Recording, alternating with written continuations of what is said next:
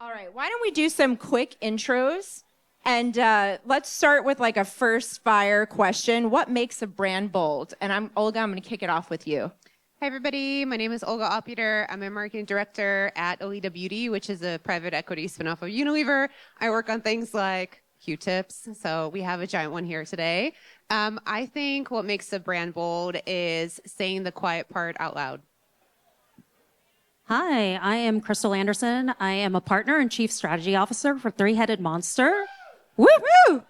And Q-Tips is my client. So this lovely prop here will have some storytelling today. And I think a bold brand is one that knows how to balance gut with their intuition and with data and go out there and not be afraid to fail.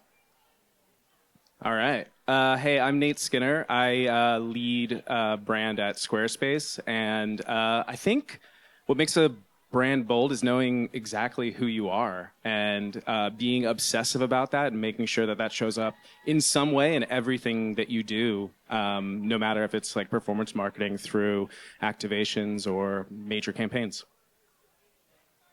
Awesome. Is this on? Yeah, what makes a brand bold? What makes a brand bold? Hi, everyone. I'm Raul Ruiz. I'm the Chief Marketing Officer at Lenox. Tableware, home decor, gifting. We've got 5 brands in the portfolio. What makes a brand bold? I believe it's a brand that can be provocative, yet not forget its brand promise. Okay. Well, we know Lenox have done that over the years, so I've done that over I'm excited. over 180 years. Wow, love it. Okay, now let's talk a little bit about Q-tips, Olga. Yes, my favorite topic. Your favorite topic, speaking of it. How many of you use Q-tips? Everyone. That's right. Everyone. Literally. So Q-tips is a heritage brand. It is a household name. How do you stay culturally relevant? Like, how do you keep that going over all these years? Yeah, 102 years, so not quite 180, but we're going. I think the key really, and something that I think a lot of us marketers get wrong sometimes, is really understanding what the brand equity is. It's really understanding what those distinctive brand assets are, those DBAs, right? Like going back to MBA and like marketing 101, what are the distinctive brand assets on a brand like Q-tips? Tis the shape. The shape is one of our distinctive brand assets. So you know if this thing walks into a room what it is. You will immediately say, that's a Q-tip. And we say that's Q-tip swab, but never mind, worry about that. But, understanding what that equity is, it's what are the assets that really describe your brand, and then looking at the parts of the equity that are relevant today and parts that are not. And I think more often than not, we actually think that the parts of our equity that are must-haves for a brand are actually the ones that people don't really care about and the ones that we can drop and reinvigorate. For us on Q-tips, for example, we took a brand that was really in this like caring space, and that's part of our equity, but we don't have to be talking like a caring brand. We don't have to be a Dove, so to say. So it's really like a combination of really understanding what your equity is in, and then being able to drop the things that are not working for you and move on into the modern life. I love it. Thank you so much. Now, speaking of being culturally relevant, Raul, how did the Lenox brand go from grandma's finest china all the way to like modernizing household, Gen Z, millennial, viral trends? How did you guys do that?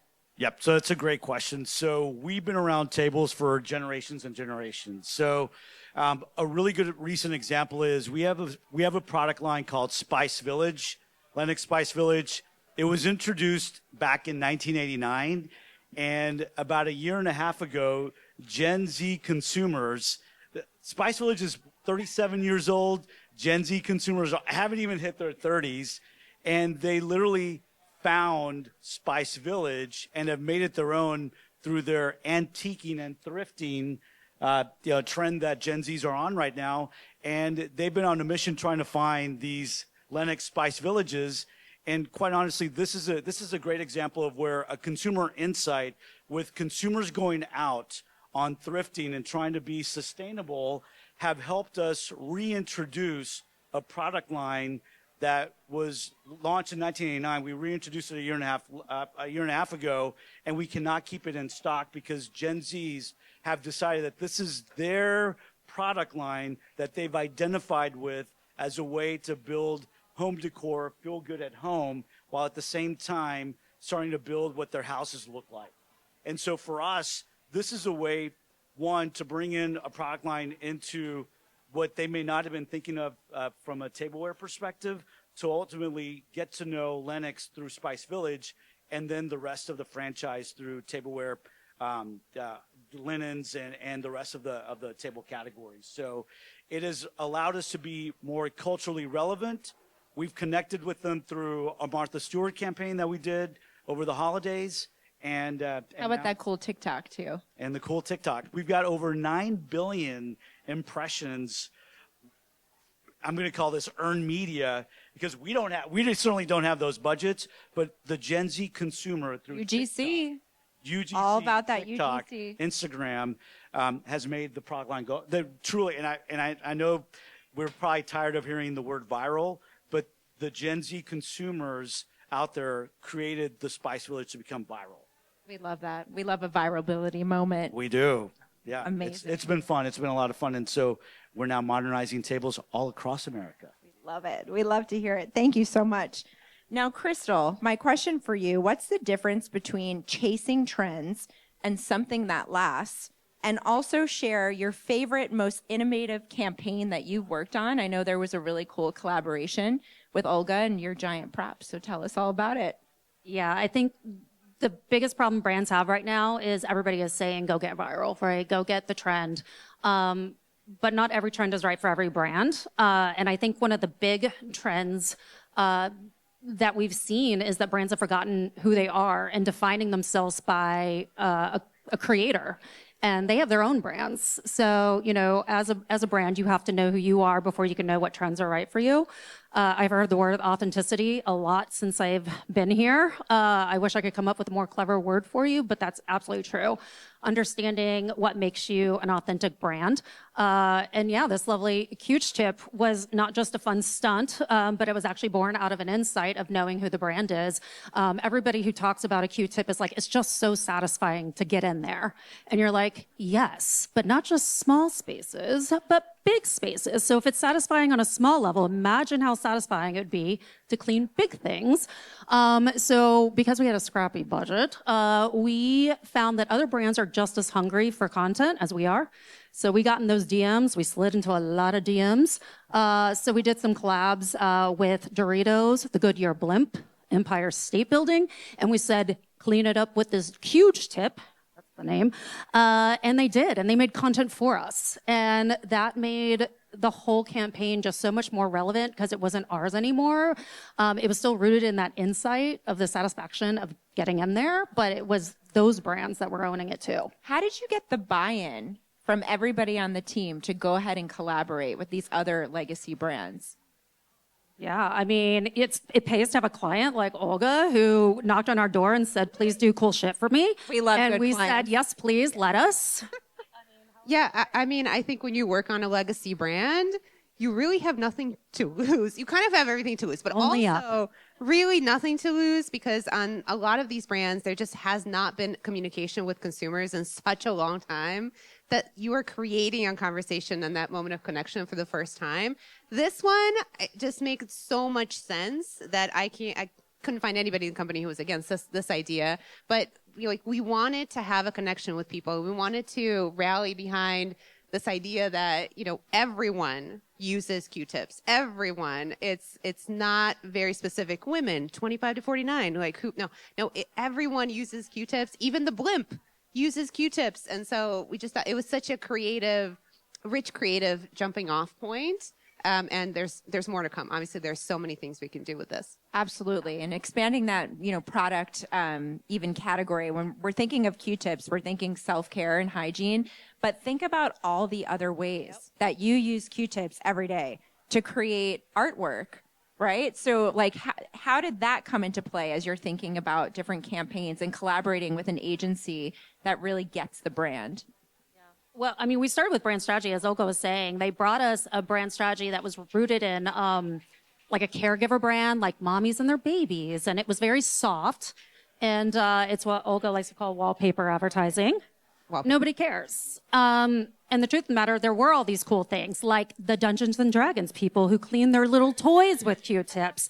There's the guitars that you clean with Q-tips. There's plants that you clean with Q-tips. We found the most niche audiences we could go after.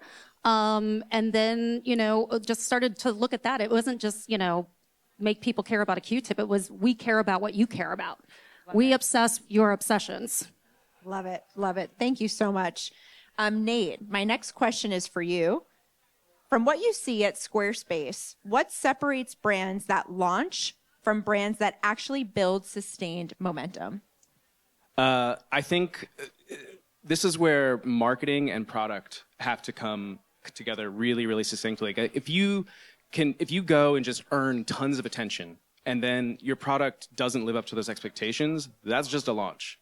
That is not a sustained anything, right? We've only been around for 23 years, not as long as some of these brands, but I think like understanding the way people want to feel about your brand and the way that they do feel about your brand, you can launch that through a marketing campaign, but it has to be backed up by the product experience. And then you have to understand through how people are using your product, what they're relating to with that product, right? And you have to find angles. SaaS is like a very, very interesting category because a lot of SaaS brands kind of do the same thing, right? Like, how do you build that emotional connection? Right. So the reason Squarespace was founded in the first place was our founder, who's still our CEO, sitting in his dorm room in 2003, couldn't build a beautiful website. And at the time, there were lots of different, like you could do a website with like Blogger or WordPress, and WordPress is definitely still around and a fantastic solution. But it was really, really difficult to make something that looked like high fidelity, that you would want to share. And that is a through line that connects us from founding the product in his dorm room in 2003 and who we are in 2026. It's about design, it's about craft, it's about creativity, it's about the potential to take an idea that you have that is nothing, it's just an idea, and turn it into something that could become more than just a hustle, more than just a passion, something that turns into your business and really changes your life. And when you deal with that promise, with the care and the craft that we put into our advertising and our comms, you start to build trust in the fact that the thing that you want to happen, the idea that you have that you want to build into something greater, you're going to trust this brand with that idea. And I think that's really, really important. I love that. How many of you here have used Squarespace to build a website? All right. That's pretty badass. We love it. We love it. That's awesome. And now, speaking of badass marketing, Nate, you launched an incredible Super Bowl campaign. Multi-channel, different platforms, shorts, long-form content. Tell us about your thoughts, how that came to be, and then the ROI and impact of that Super Bowl commercial. Yeah. So this is our 12th Super Bowl commercial. We've done one every year for about we skipped 1 year. So in the last 13 years, we've done 12. And I think we always kind of start with very, very early, like May, what do we want to talk about this year? And we are typically talking about websites. We had recently acquired Google domains in the last 2 years. And so we had something that we have talked about in Super Bowls past, but we hadn't talked about it in a really long time. People don't think about Squarespace as a place that you can get a domain. They think about Squarespace as a place that you can build a website. And so that felt really, really like a sharp point for us that we could really stick to, right? It was like something specific that we could say. And actually, we were discussing, should we be talking about AI or should we talk about domains, right? And we concepted like 50 to 75 ideas. And we assigned, we had different people that we wanted to kind of represent each of those ideas. And as we went through all of that, it became really, really clear that the simplest message that we could have is get your domain before you lose it. Act now. Act now. Urgency. Yes. We tried not to lean into fear too hard, but yeah, FOMO, right? And we wanted to make sure that message really connected. We've done tons of these Super Bowl commercials. The more you pack into a Super Bowl commercial, the less impact it has. So the simplest message is always the best message for the broadest amount of people. And you're talking to 300 million people. So once we knew we wanted to do that, we actually discovered that emmastone.com was unavailable. And we got in touch with her, and we, there's a lot that goes into securing talent in that regard. Especially Emma Stone and Yorgos Lanthimos, who directed it as well. But I think the choice to go with that kind of talent was also what I was just kind of talking about. It was rooted in that, like, the message had nothing to do with design, had nothing to do with creativity. It had to do with not missing out on getting the domain that was right for your business. But the signals that we put into the spot, right? We filmed it on 35 millimeter. We built practical sets in London. We made the dress, the handmade the dress that Emma wore. We selected talent like Emma and let Yorgos do his thing. And even Yorgos' composer, he did the film score for it. And so, like, once we kind of were like, all right, this is our angle. We're going to lean into making a craft film as a Super Bowl commercial in a very, very loud moment, being kind of like quiet and craft and artistic. Cinematic storytelling. We went really, really hard at that. And that's where you got all the other pieces of content that we created around it. So we made a PSA where Emma Stone talks about how anguished she was to not have her emmastone.com, and don't make the same mistakes that I did and get your domain from Squarespace today. We also made kind of like a more real life piece where her and her agent are negotiating with the person who owns emmastone.com, and she loses it. And it's really, really funny. I think when you do a Super Bowl, the 30-second spot is like, it's a big part of it, but really what you're buying is the ability to capture attention in like a 3-week span before and then after the Super Bowl. And you have to put entertaining content, interesting content that people are going to want to watch in a lot of different channels so that people can kind of enter your rabbit hole. And if you have the right content in the right different places and you have the right PR, it really can lead to great results. And we actually had the 4 best days ever on Squarespace.com of domain registrations. That's incredible. You guys did a fantastic job. Yeah, let's give a round of applause for that. All right. That was a wonderful commercial. And if you haven't seen it, I really encourage you to check out this Squarespace Super Bowl commercial with Emma Stone and all the different formats of it. So you guys crushed that. Thank you. Yes. Okay, Raul, my next question for you. Next one. How do you balance bold creative thinking with P&L responsibility? And what crossed the line into reckless? Like, how do you assess risk? What becomes reckless versus what's innovative? Yeah, great question. I feel like I just had this conversation with my CFO on Friday talking about budgets for next year, where we want to make the best creative and spend as much money as we can. So it's that you do need to find that balance. And so part of it is balancing where performance marketing really delivers on converting at the level to drive consumers to our website and ultimately have consumers buy more tableware across the brands. What we're trying to do is get to that upper funnel with the creative campaigns that we would do with like a Martha Stewart, or with, upper funnel marketing with like the Super Bowl ads that you're referencing. So I think for us, it's really about trying to find and deliver from a financial metric how performance can deliver P&L and deliver conversions across through the line so that we're delivering numbers across the board as well there. So, yeah. Did you get down to your budgets for next year? We're still, in fact, that's what's keeping me up at night right now, is trying to deliver budgets that we're going to kick off in a few weeks. Okay. Yeah. Well, stay tuned on that. Stay tuned on that. What's happening. I know I've got a couple of agency partners out there looking for extra campaign dollars from my side. So. Yep. That's why I'm like, hey, what's going on? I know, yeah. I love that. Now, speaking of not playing it safe and taking risks, Crystal, your whole role is to help brands think outside of the box.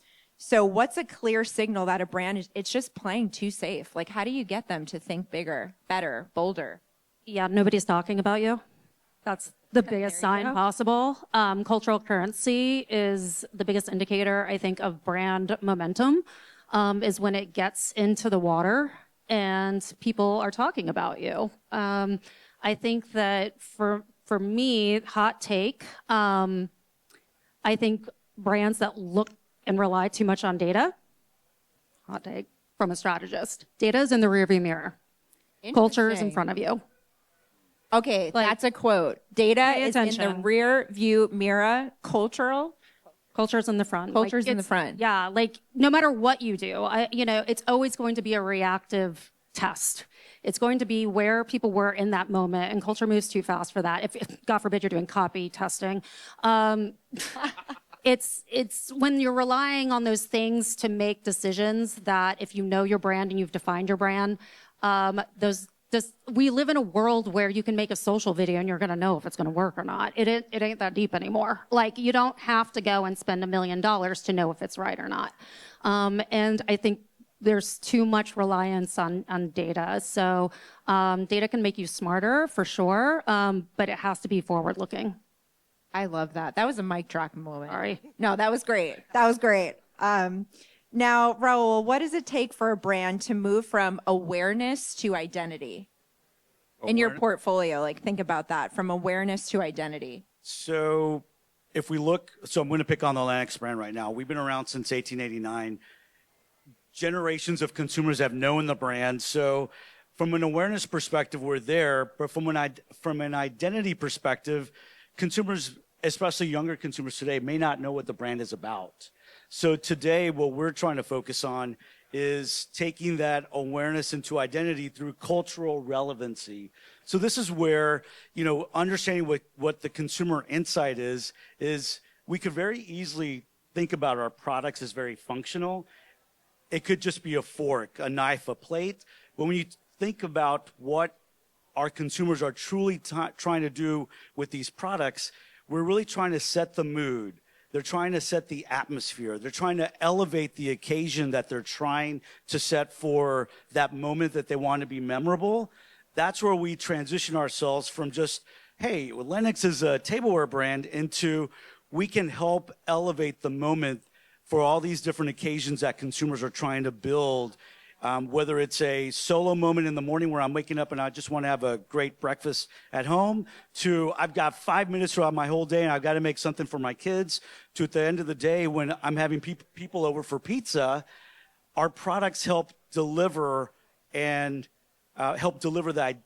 identity or that moment that consumers are trying to find in their lives. That culture, like when I think of Lenox, I think of ritual. I think of a special occasion. Right. It's like nostalgia, my family, a holiday, something really special. So that emotional connection. Those are those little moments that we're trying to get into consumers' lives every day, so that it's not just a throwaway moment. I just need this glass. It's, I want this glass because it makes me feel really good and it helps me set myself up for success in the morning. I love it. Love it. All right. Now, Olga, you believe in purpose-driven brands. How do you make purpose operational and not just aspirational? Yeah, I think the important distinction is I believe in brands that have a purpose, not purpose-driven brands. I think if we've learned anything from Unilever, which I spent a lot of time there, so it's like poking fun at myself a little bit, but, some brands are not meant to have a sustainability purpose, okay? They're not. Like, we can keep trying, but at the end of the day, the product needs to have a purpose in your life. Like, it needs to have an emotional connection, an emotional benefit for you in your life. That does not mean you need to save the pandas, but like, it needs to do something, and it could save the pandas. Like, we heard great examples of Vital Farms and other brands that are like, that is their brand purpose, is to help animals and therefore give you a great product. On a brand like Q-tips, for example, we're not saving many things, but we are helping you in your life. Like, we are meeting an emotional need. And so for me, like, purpose is the meaning. Like, what is the meaning of your brand to people? And that is such a rich area to explore. It unlocks innovation. It unlocks communication. It unlocks, channel strategy. It unlocks all of those things. It's not just transactional. It's not just functional, but it does not have to be an environmentally based purpose. Thank you so much. I think it's similar with like brands needing to build community all the time. like I don't necessarily want to be in a brand's community. You know what I mean? But I still might use that brand. And I think that's like, you can signal to communities that you understand like what their values are, even if you don't have to be the like ringleader of the community or even an active voice of that community.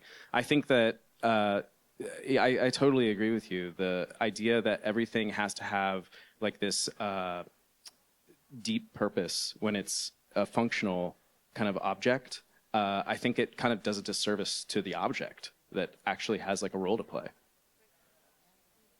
Now, I want to talk a little bit about the biggest topic for South by Southwest and in general right now, AI. So, Nate, I want to know, in an AI-driven world where anyone can spin up a brand overnight, how do you design for real longevity? Well, yeah, I don't know what the world is going to look like in 5 years with AI, right? So I in some ways, I don't know what longevity will mean in a truly AI world. I think we're just at the beginning, but I do think for a brand to kind of understand what makes it special in people's lives, and the potency that has when activated the right way, I think like, for instance, going back to the Super Bowl commercial, there was a lot of talk after the Super Bowl about a lot of the tech brands just sort of like being about AI and kind of going over people's heads and not really understanding what they were trying to talk about. And we were thrilled to not be in that conversation. And it is because we kind of stuck to the thing that made us special kind of in the first place. We stuck to craft, to creativity. And I think that that's not to say that AI won't play a role in brand building in the future. But I think that there is there's a human element to the interaction between a brand, a product, and the actual human using it. And for you to not tap into that is the first way that you become kind of irrelevant in an AI world. Yeah, that's true. Really focusing on that connection. You can't forget that, and the cultural. Now, quick rapid fire, because I want to be able to open it up to at least one or two questions. What's one word brands should focus on in 2026? And Olga, I'm going to start with you. I'm going to say testing the limits. Okay. Oh, it's hard. I think world building. I think it continues to be niche. Don't try to be for everyone. Figure out who you're for and go really hard at that. And by doing that, there's probably a halo effect where you'll attract other people in. Raul? Effectiveness. Effective. Deliver. Mine would be culture at the forefront. Okay, really quick, two quick questions. Anybody? All right, Maya, stand on up.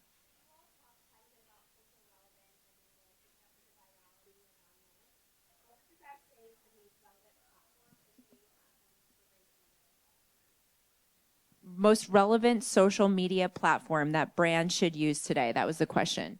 I'm going to jump in just quickly.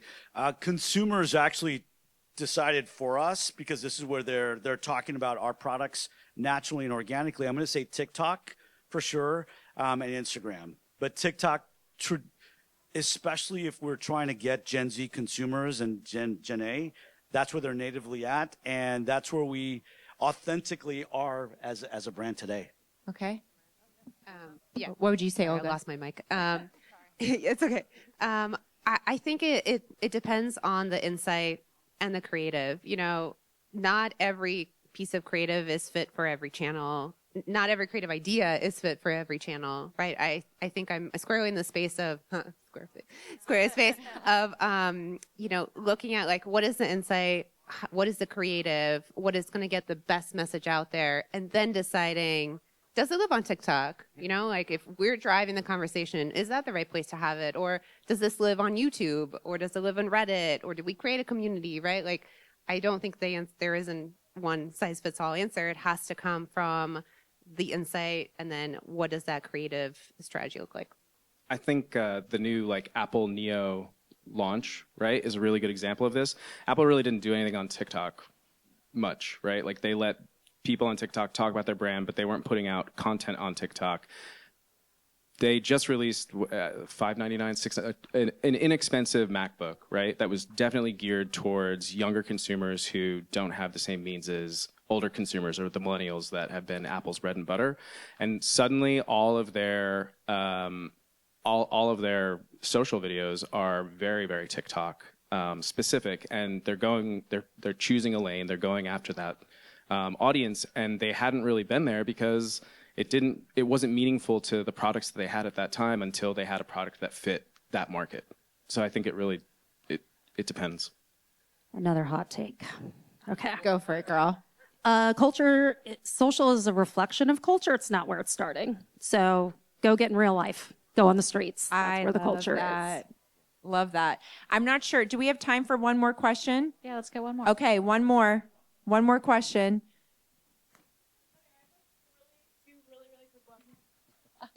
For Nate, you said that a part of your commercial was that Emma Stone was talking to the person who owns EmmaStone.com. Was it the real person that owns EmmaStone.com? No, it was an actor. Okay. Yeah. Sorry to air you out then. No, that's fine.